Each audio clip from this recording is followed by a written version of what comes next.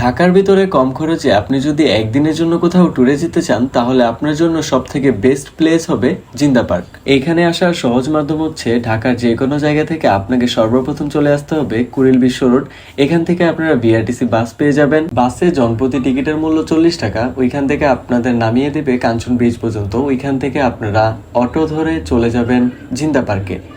জনপ্রতি 30 টাকা করে অটো ভাড়া। পার্কে প্রবেশের জন্য আপনাকে একটি টিকিট কাটতে হবে। টিকিটের মূল্য 100 টাকা। পার্কটা খুবই সাজানো গোছানো এবং নিজেকে রিফ্রেশ করতে অবশ্যই আপনাকে হেল্প করবে। জিন্দা পার্কের বেস্ট পার্টগুলো হচ্ছে এখানকার সব থেকে সুন্দর লাইব্রেরি রয়েছে, মসজিদ রয়েছে, মাটির ঘর আর ছোট ছোট অনেকগুলো দ্বীপ। এইখানে ছবি তোলার জন্য জায়গার তো কোনো শেষই হবে না। চাইলেই একদিনে ঘুরে আসতে পারেন জিন্দা পার্কে।